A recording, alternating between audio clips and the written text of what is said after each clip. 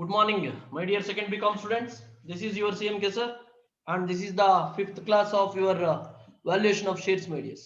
Valuation of shares. Actually, I ಒಂದು homework problem ಕೊಡಬೇಕು ಅನ್ಕೊಂಡೆ, but ಅದು weighted average profits method ಅಲ್ಲಿ ಇರೋದ್ರಿಂದ, so ನಾನೇ ಸಾಲ್ವ್ ಮಾಡೋಣ ಅನ್ಕೊಂಡೆ, and there is a shortage of time also. So ಹಾಗಾಗಿ ನಿಮ್ಗೆ ಹೋಮ್ವರ್ಕ್ ಕೊಡಕ್ ಆಗ್ಲಿಲ್ಲ. ಇರ್ಲಿ my dears, no problem. ಅದನ್ನ ಸಾಲ್ವ್ ಮಾಡ್ಬಿಡ್ತೀನಿ ಈಗ, ಟೆನ್ಷನ್ ಇಲ್ಲ.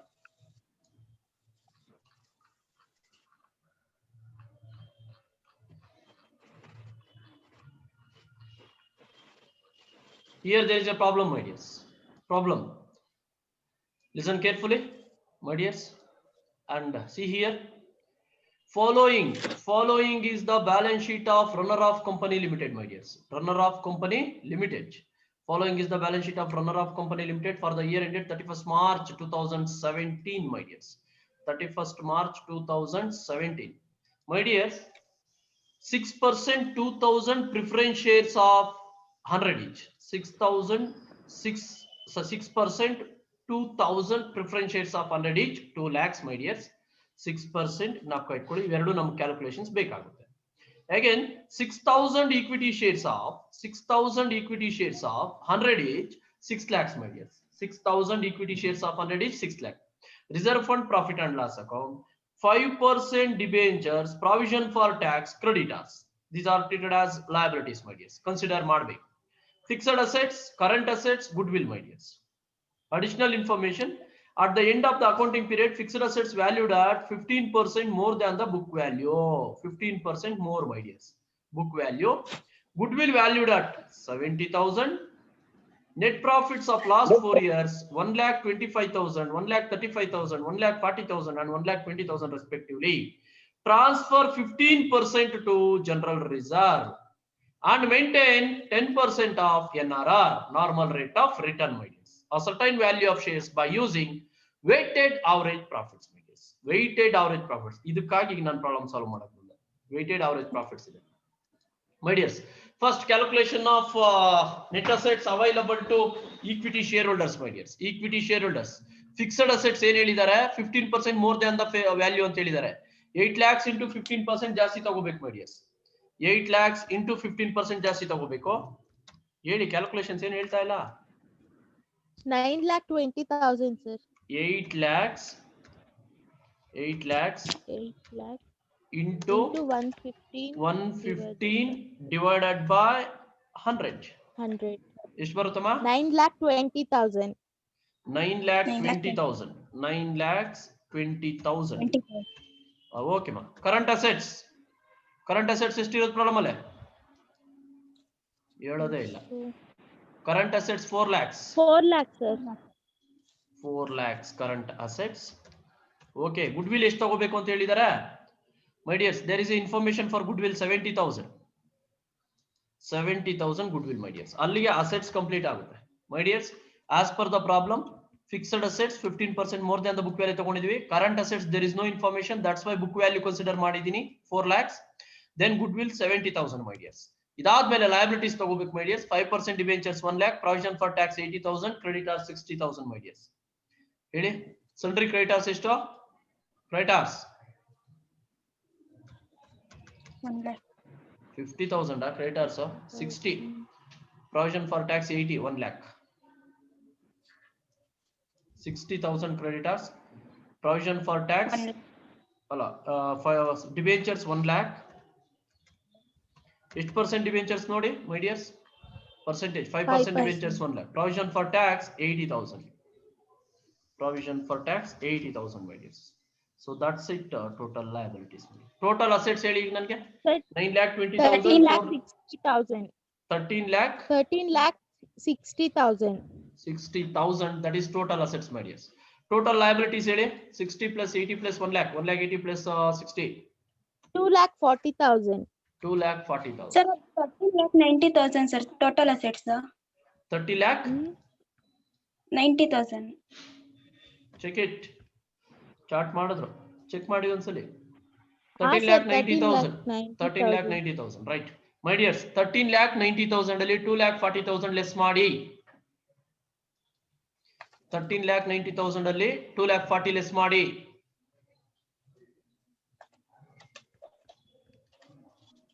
11,50,000. 11,50,000. That is net assets available to shareholders. 11,50,000 net assets available to shareholders. How much preference share capital? Problem itself 2 lakhs. Preference share capital estide nodi problem alle 2 lakhs ide my dears. 2 lakhs ಇದೆ preference share capital. So 2 lakhs ನ less ಮಾಡ್ಕೋಬೇಕಾಗುತ್ತೆ my dears. ನೀವು less ಮಾಡಿ 2 lakhs 11,50,000 ಅಲ್ಲಿ 2 lakhs less ಮಾಡಿದ್ರೆ ಎಷ್ಟು ಬರುತ್ತೆ amounts 9 lakh 9,50,000. 9,50,000 rupees. That is called net assets available to equity shareholders after deducting of preference share capital my dears. After deducting of preference share capital. So the formula for intrinsic value per share, net assets available to equity shareholders divided by number of equity shares. Net assets available to equity shareholders 9,50,000. 9,50,000 divided by number of equity shares. Estide my dears number of equity shares 6,000 ide. Is it right? 6,000. 6,000 ide. Yes, sir. 6,000 answer ಎಷ್ಟು ಬರುತ್ತೆ ನೋಡಿ 9,50,000 divided by 6,000 ಮಾಡಿ my dears. 158. 158.333. 158.33 per share. 33. 158.33. Okay chat ಮಾಡ್ತಾ ಇದ್ದಾರೆ ನೋಡ್ತಿದ್ದೀನಿ 158.33 Soundarya Jyothi Archana CB thank you all 158.33 my dears. That is intrinsic value per share. After that yield value my dears. ಇದರಲ್ಲಿ ಏನು ಹೇಳಿದ್ದಾರೆ yield value ಗೆ we should be weighted use weighted average profits ತಗೊಳ್ಳಿ ಅಂತ ಹೇಳಿದ್ದಾರೆ. average profits ಅಲ್ಲ weighted average profits my dears. So weighted average profits ಆಗಿರೋದ್ರಿಂದ first calculation of total product ಮಾಡ್ಕೊಳ್ತೀವಿ my dears on the base of profits available. Total product calculate ಮಾಡ್ಕೊಳ್ತೀವಿ. Profits ಎಷ್ಟಿದೆ ನೋಡಿ my dears. Profits ಇಲ್ಲಿ ಕೊಟ್ಟಿದ್ದಾರೆ ನೋಡಿ 1,25,000, 1,35,000, 1,40,000 and 1,20,000 my dears.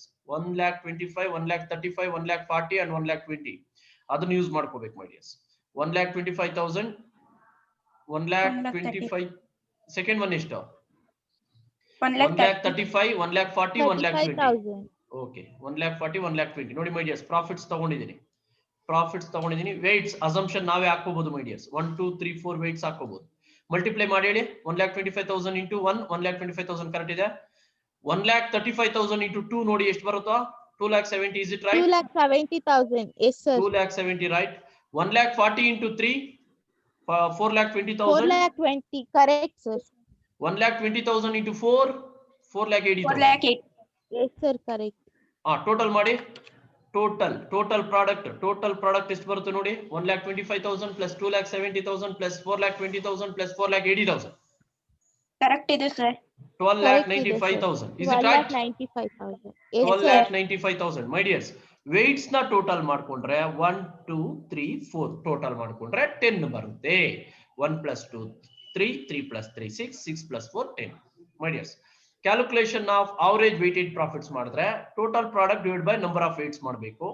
Total products ಎಷ್ಟು ಬಂದಿದೆ ನಮಗೆ 12,95,000 ಬರ್ತಿದೆ divided by 10 ನೋಡಿ average weighted profits ಕರೆಕ್ಟ್ ಇದೆನಾ ನೋಡಿ 1,29,500. Yes, sir. 1,29,500. ಇದೆ sir. 1,29,500. After that my dears, after that calculation of net profits available to equity shareholders calculate ಮಾಡಬೇಕು by considering weighted average profits my dears. By considering weighted average profits ನೋಡಿ weighted average profits 1,29,500 ಇದೆ. Transfer to general reserve 15%. Transfer to general reserve 15%. ಎಷ್ಟು ಬರುತ್ತೆ ನೋಡಿ 1,29,500 into 15% ಮಾಡಿ my dears. 15% ಮಾಡಿ 19,425. 19,425 correct ಇದೆ ಅಲ್ಲಿಗೆ my dears. ಲೆಸ್ ಮಾಡಿ 1,29,500 ಅಲ್ಲಿ 19,425 ಲೆಸ್ ಮಾಡಿ 1,10,075 ಕರೆಕ್ಟ್ ಇದೆಯಾ ರೈಟ್. ಮತ್ತೆ ಪ್ರಿಫರೆನ್ಷಿಯಲ್ ಡಿವಿಡೆಂಡ್ ಎಷ್ಟಿದೆ ನೋಡಿ ಪ್ರಿಫರೆನ್ಷಿಯಲ್ ಕ್ಯಾಪಿಟಲ್ ಎಷ್ಟಿದೆ ನೋಡಿ 2 lakhs ಇದೆ 6% ಮಾಡಬೇಕು my dears. 2 lakhs ಇದೆ 6% ಮಾಡಬೇಕು 12,000. 2 lakhs into 6%. 6% 12,000 my dears. 1,10,075 ಅಲ್ಲಿ 12,000 ಲೆಸ್ ಮಾಡಿ my dears. ಲೆಸ್ ಮಾಡ್ಬೇಕು 98,075. Correct idea? Profits Yes, Yes, sir. sir. available to equity shareholders 98,075 after deduction of preferential dividend of 12,000. My dears, after that, as usual, we know that calculation of capitalized profits, my dears. Calculation of capitalized profits. Capitalized profits equals profits available to equity shareholders divided by normal rate of return. So profits available to equity shareholders ಎಷ್ಟಿದೆ? 98,075 ಇದೆ. 98,075 ಇದೆ. 98,075 ಇದೆ. Divided by normal rate of return ಎಷ್ಟು percent ಇದೆ ನೋಡಿ ಮೈ dears problem ಅಲ್ಲಿ 10 10%. Normal rate of return 10% correct ಇದೆ. ಎಷ್ಟು ಬರುತ್ತೆ ನೋಡಿ ಮೈ dears? 98,075 9,80,750. 9,80,750. 9,80,750. That is capitalized profits. ನೋಡ್ತಾ ಇದ್ದೀನಿ, ಚಾರ್ಟ್ಸ್ ಮಾಡ್ತಿದ್ದೀರಾ? ನೋಡ್ತಾ ಇದ್ದೀನಿ. ಜ್ಯೋತಿ ಸೌಂದರ್ಯ, ಜ್ಯೋತಿ ಅರ್ಚನಾ, ಜ್ಯೋತಿ ಸೌಂದರ್ಯ. ಆಯ್ತು. Calculation of yield value. Capitalized profits divided by number of equity shares, my dears. Capitalized profits ನಮಗೆ 9,70,850 ಬಂದಿದೆ. 9,80,750 divided by number of equity shares. 6,000 number of equity shares correct ಇದೆಯಾ? Yes, sir. 6,000 ಎಷ್ಟು ಬರುತ್ತೆ ನೋಡಿ my dears? 163.45. 160 160 163.63, sir. 163.45 .45 my dears per share. 458 per share. Okay, 458 per share, my dears. That is yield value. After that yield value, we are going to calculate fair value, my dears. Use fair value. What's the formula for fair value? Intrinsic value plus yield value divided by 2, my dears. Intrinsic value ಎಷ್ಟು ಬಂದಿದೆ ನಮಗೆ? Intrinsic value ಎಷ್ಟು ಬಂದಿದೆ? 158.33 ಕರೆಕ್ಟಾ?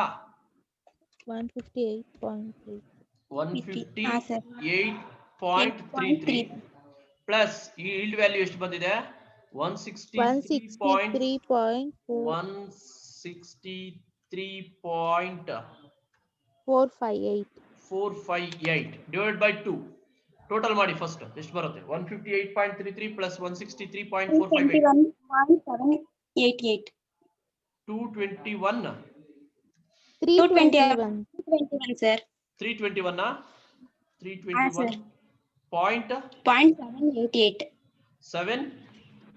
88. Okay, 788 divided by 2 ಮಾಡಿ my dears. Divided by 2. 160.894. 160.94. 0.894. That is the fair value per share, my dears. 894, sir. 894. 894. Okay, 894. That is the fair value per share, my dears. Fair value per share, my dears. Right, my dears. After that, we have very important, that is fourth method, my dears. Fourth method, earning capacity method, my dears. Earning capacity method, my dears. This is the fourth method of calculation of value of shares, my dears. Value of shares, that is earning capacity method, my dears. Under that earning capacity method, meaning under this method, the market value of shares ascertained by nodi, my dears, efficiency and economically on the base of rate of earning profits. That's the answer, my dears. On the base of rate of earning profits. Rate of earning profits base ಮೇಲೆ market ವ್ಯಾಲ್ಯೂನ calculate ಮಾಡ್ತಕ್ಕಂಥ method ನ ನಾವೇನಂತ ಕರಿತೀವಿ ಅಂದ್ರೆ earning capacity method ಅಂತ ಕರಿತೀವಿ.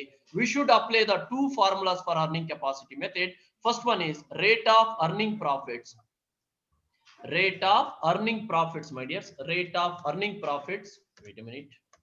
Rate of earning profits, average profits divided by capital employed into 100, my dears. Capital employed ಅಂದ್ರು ಒಂದೇ, my dears. ನಾಪ್ಕ ಇಟ್ಕೊಳ್ಳಿ, ಇಲ್ಲೇ ಬ್ರಾಕೆಟ್ ಅಲ್ಲಿ ಕೊಡ್ತೀನಿ. Net assets, my dears. Net assets ಅಂದ್ರು ಒಂದೇ, ಕ್ಯಾಪಿಟಲ್ ಎಂಪ್ಲಾಯ್ಡ್ ಅಂದ್ರು ಒಂದೇ. ಜ್ಞಾಪಕ ಇಟ್ಕೋಬೇಕು, ಯಾಕೆಂದ್ರೆ ವ್ಯಾಲ್ಯೂಯೇಷನ್ ಆಫ್ ಗುಡ್ ವಿಲ್ ಅಲ್ಲಿ ನೋಡಿದೀವಿ. ನೆಟ್ ಅಸೆಟ್ಸ್ ಅಂದ್ರು ಒಂದೇ, ಕ್ಯಾಪಿಟಲ್ ಎಂಪ್ಲಾಯ್ಡ್ ಅಂದ್ರೂ ಒಂದೇ ಮೈ ಡಿಯರ್ಸ್, ಕ್ಯಾಪಿಟಲ್ ಎಂಪ್ಲಾಯ್ಡ್ ಅಂದ್ರೂ ಒಂದೇ. Net assets, wait a minute,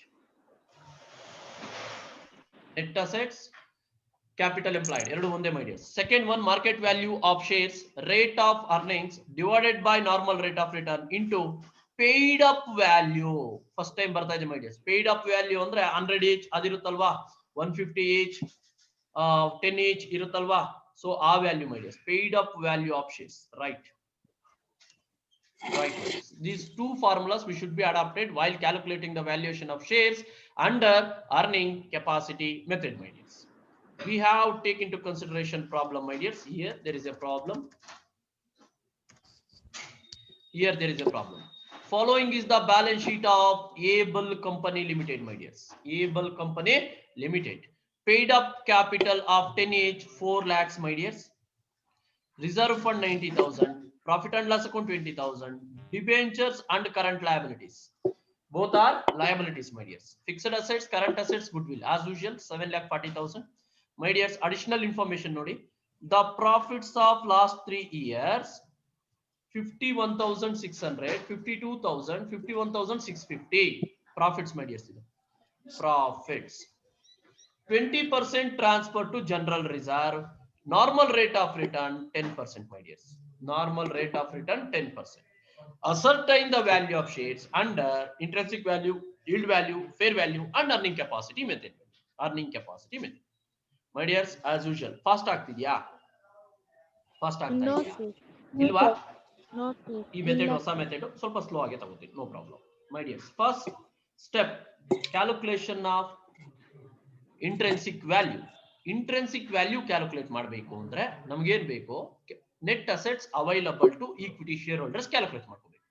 net assets available to equity share holders calculate. My dears, amounts ನೋಡ್ಕೊಳ್ಳಿ, ಇದು ನನ್ಗೆ ಹೇಳ್ತಾ ಇರ್ಬೇಕು ನೀವು, ಏನು ಅಡ್ಜಸ್ಟ್ಮೆಂಟ್ಸ್ ಇಲ್ಲ, ಹೇಳ್ತಾ ಇರ್ಬೇಕು ನೀವು. ಇದು ಹೇಳ್ತಾ ಇದ್ರೆ ಇವೆರಡು ಹೇಳ್ತಾ ಇದ್ರೆ ನಾನು ಟೈಪ್ ಮಾಡ್ಬಿಡ್ತೀನಿ. Fixed assets, current assets, good will, my dears. Fixed assets ಎಷ್ಟಿದೆಯಪ್ಪ? 5 lakh. 5 lakhs. 5 lakh.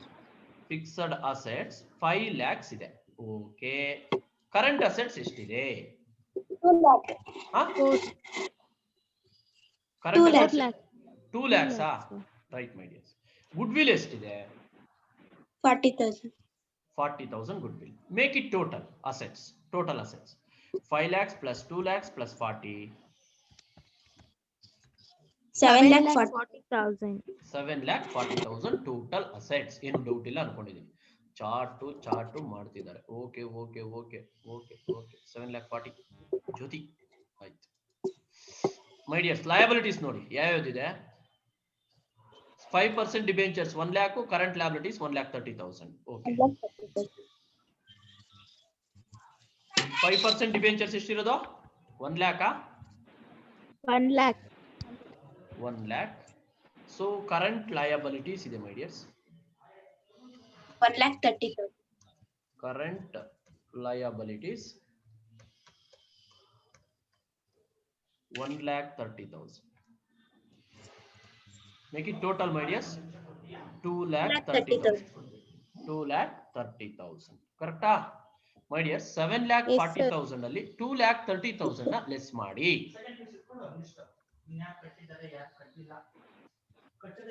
5,10,000. 5,10,000 rupees. That is net assets available to shareholders. Net assets available to shareholders. Shareholders 5,10,000. ಅದರಲ್ಲಿ ಪ್ರಿಫರೆನ್ಸ್ ಶೇರ್ ಕ್ಯಾಪಿಟಲ್ ನ less ಮಾಡಿ. How much preference share capital ಇದೆಯಾ? Preference share capital ಇದೆಯಾ problem ಅಲ್ಲೇ? ನೋಡು, ಏನಾದ್ರು ಮಾತಾಡ್ತೀರೇನೋ ನೋಡಿ. ಪ್ರಿಫರೆನ್ಸ್ ಶೇರ್ ಕ್ಯಾಪಿಟಲ್ ಇದೆಯೇನ್ರಿ? ಪ್ರಿಫರೆನ್ಸ್ ಶೇರ್ ಕ್ಯಾಪಿಟಲ್ ಪ್ರಾಬ್ಲಮ್ ಅಲ್ಲಿ ಇಲ್ಲ. ಸೊ ಹಾಗಾಗಿ ಏನ್ ಕೊಡ್ಬೇಕಿಲ್ಲಿ? ನಿಲ್ ಕೊಡಿ my dears.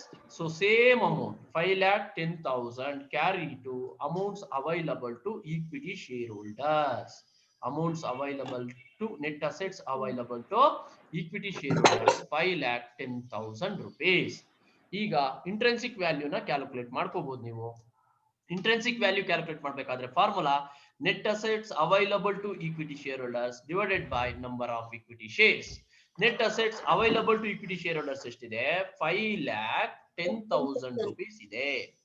5,10,000 divide by number of equity shares ಎಷ್ಟಿದೆ? Number of equity shares 4 lakhs divided by 10 ಮಾಡ್ಕೊಳ್ಳಿ my dears. 4 lakhs divided by 10 ಮಾಡ್ಕೊಳ್ಳಿ.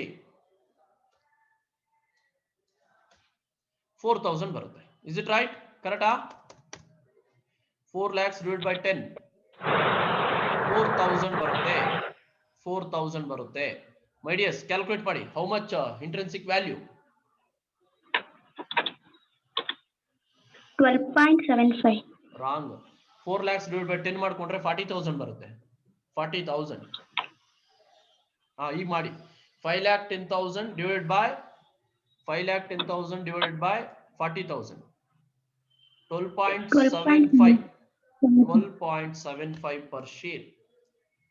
12.75 per share, my dears. That is intrinsic value. That is intrinsic value. Idu 10, my dears. 100 alla 10. Right. That is intrinsic value, my dears. After that, yield value. Yield value ಮಾಡಬೇಕಂದ್ರೆ ನಾವೇನ್ ಮಾಡಬೇಕು? Average profits ನ calculate ಮಾಡಬೇಕು. Average profits calculate ಮಾಡಬೇಕು ಅಂದ್ರೆ average profits equals total profits divided by number of years ಮಾಡ್ಕೋಬೇಕು. Total profits ಎಷ್ಟಿದೆ ನೋಡಿ. 51,600, 52,000, 51,600, my dears.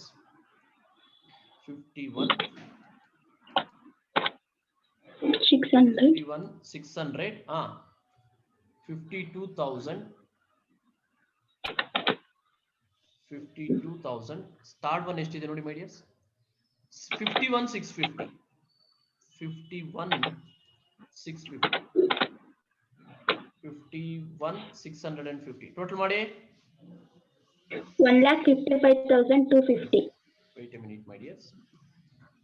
Divided by 3, my dears. Divided by 3. 3 years. 51,750. Total ಎಷ್ಟು ಬಂತಮ್ಮ? Total 51,600, 52,000, 51,650. Total ಎಷ್ಟು ಬಂತು?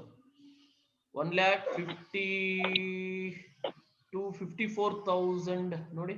54,000, 55,000 ಚೇಂಜಸ್ ಬರುತ್ತೆ. ಏನ್ರಿ ಮಾಡ್ತಿದ್ದೀರಾ? ಟೋಟಲ್ ಮಾಡ್ರಿ. 1,55,250. ಚಾರ್ಟ್ ಮಾಡೋರು ಹೇಳ್ತಿದಾರಲ್ರಿ. 1,55,250. ಕರೆಕ್ಟಾ? Divide by 3. 3 ಮಾಡಿ, ಡಿವೈಡ್ ಬೈ 3 ಮಾಡಿ. 1,55,250 ಡಿವೈಡ್ ಬೈ 3. ಚಾರ್ಟ್ ಮಾಡೋರು ಹೇಳ್ತಾ ಇದಾರೆ ಹೋಗಿ, ನೀವ್ ಹೇಳ್ತಾ ಇಲ್ಲ. 51,750. Is it right? 51,750. 51,750. That is average profits, my dears. That is average profits. After that, calculation of net profits available to equity shareholders. Average profits ತಗೋಬೇಕು, my dears. First average profits ಎಷ್ಟು ಬಂದಿದೆ? 51,750. 51,750 minus transfer to general reserve. ಎಷ್ಟಿದೆ transfer to general reserve ನೋಡಿ? 20% ಇದೆ, my dears. Problem ಅಲ್ಲೇ 20% ಮಾಡಿ, my dears. ಅದರ ಮೇಲೆ 20% transfer to general reserve. 20% transfer ಮಾಡಿ. 10,350. 10,350.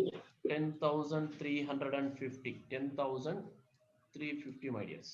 350 ಲೆಸ್ ಮಾಡಿ, my dears. 51,750 ಅಲ್ಲಿ 10,350 ಲೆಸ್ ಮಾಡಿ. Profits available to share holder 41,400. 41,400. ಕರೆಕ್ಟಾ? ಚೆಕ್ ಮಾಡಿ. 41,400, my dears. ಇದರಲ್ಲೂ ಪ್ರಿಫರೆನ್ಸ್ ಶೇರ್ಸ್ ಇಲ್ಲ. ಪ್ರಿಫರೆನ್ಸ್ ಶೇರ್ಸ್ ಇಲ್ಲ, ಹಾಗಾಗಿ ನಿಲ್ ಬರುತ್ತೆ, my dears. Nil. So same 41,400 we are treated as profits available to equity shareholders, my dears. Profits available to equity shareholders, same value, that is 41,400, my dears. 41,400, that is 41,400 profits available to equity shareholders, my dears. Equity shareholders. After that, capitalized profits, my dears. Capitalized profits ಮಾಡಬೇಕು ಅಂದ್ರೆ profits available to equity shareholders divided by normal rate of return ಮಾಡಬೇಕು. 41,400. Normal rate of return ಎಷ್ಟಿದೆ ನೋಡಿ problem ಅಲ್ಲೇ? 41,400, my dears. 41,400 divided by 10 into 100. 10% normal rate of return. Normal rate of return 10% correct ಇದೆ. Normal rate of return 10%. ಎಷ್ಟು ಬರುತ್ತೆ ನೋಡಿ ಮೈಡಿಯರ್ಸ್? 41,400 divided by 10 into 100, 4,14,000, 4,14,000. 2,000 4 more lakh balance ಇದೆ. 14,000. 4,14,000 my dears. Calculation of yield value. Calculation of yield value. Capitalized profits divided by number of equity shares. Capitalized profits ಎಷ್ಟಿದೆ? 4,14,000 ಇದೆ. 4,14,000 rupees ಇದೆ. Divided by number of equity shares. ಎಷ್ಟಿದೆ ನೋಡಿ? Number of equity shares 40,000 ಇದೆ my dears. Number of equity shares 40,000 ಇದೆ. 40,000 number of equity shares ಇದೆ my dears. Find out ಮಾಡಿ my dears. Find out ಮಾಡಿ. 10.35. ಎಷ್ಟು ಬರುತ್ತೆ? 10.35. 10.35 per share. 10.35 per share my dears. That is yield value. Again, fair value my dears. Calculation of fair value. Intrinsic value plus yield value divided by 2. Yield value ನಮಗೆ ಬಂದಿದೆ 10.35. 10.35. Intrinsic value ಎಷ್ಟು my dears? Intrinsic value ಎಷ್ಟು ಬಂದಿರೋದು? 12.75. 12.75. 23.1. Total ಎಷ್ಟು ಬರುತ್ತೆ? 20? 23.1. 23.1. Yes sir. Alright, divided by 2 ಮಾಡಿ my dears. Divided by 2 ಮಾಡಿ. 11.55. 11.55 per share. That is fair value of shares. Fair value of shares my dears. Then my dears, next earning capacity method my dears. Earning capacity method. Under that ನಾವೇನ್ ಮಾಡಬೇಕು? Average profits divided by capital employed ಮಾಡಬೇಕು. Average profits ಎಷ್ಟು ಬಂದಿದೆ ನಿಮಗೆ? 51,750 ಬಂದಿದೆ my dears. Average profits 51,750 ಬಂದಿದೆ. 51,750 divided by my dears, divided by capital employed. Net assets. Net assets ಅಂದ್ರೆ assets minus liabilities my dears. Assets minus liabilities. Assets minus liabilities ಮಾಡಿದ್ರೆ ನಿಮ್ಗೆ ಎಷ್ಟು ಬಂದಿದೆ ನೋಡಿ? 5,10,000 ಬಂದಿದೆ my dears. 5,10,000 ಬಂದಿದೆ. 5,10,000 ಬಂದಿದೆ my dears. 5,10,000. 5,10,000 ಬಂದಿದೆ ನೋಡ್ಕೊಳ್ಳಿ.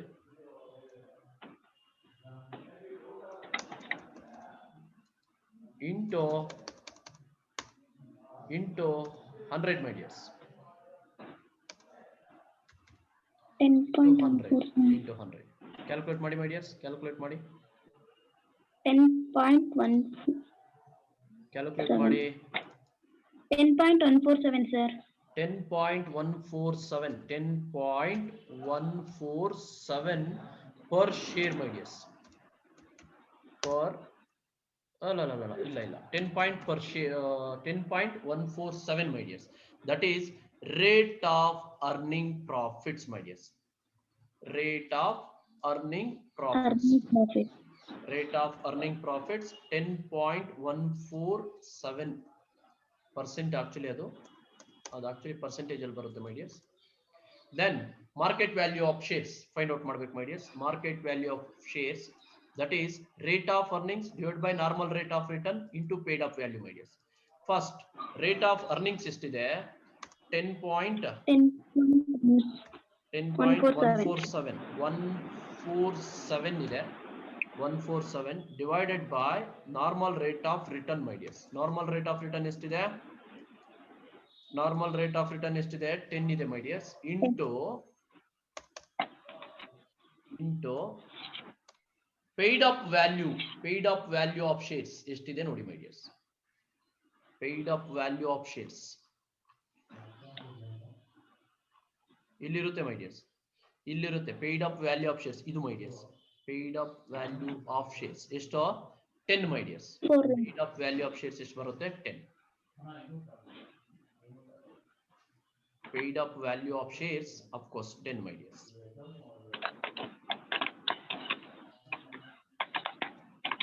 Right, my dears. This is the method. So answer is ಎಷ್ಟು my dears? 10.147 maximum ಅಷ್ಟೇ ಬರುತ್ತೆ my dears. Rate of earnings ಎಷ್ಟು ಬರುತ್ತೋ ಅಷ್ಟೇ ಬರುವಂತದ್ದು. ಏನ್ ಕನ್ಫ್ಯೂಸ್ ಆಗೋಂಗೆ ಏನಿಲ್ಲ my dears. ನೀವು ಕನ್ಫ್ಯೂಸ್ ಆಗೋದು ಏನಿಲ್ಲ. So that is earning capacity method my dears. Market value per share my dears. Market value per share. That's it, earning capacity method my dears. That's it, earning capacity method. Fair value 11.55. Then yield value ನೋಡ್ಕೋಬೇಕು my dears. Yield value 10.35 per share.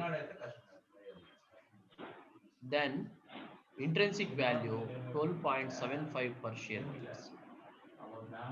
My dears, next problem ನೋಡೋಣ. May be ಆ ಥರನೇ ಇದ್ರೆ home work.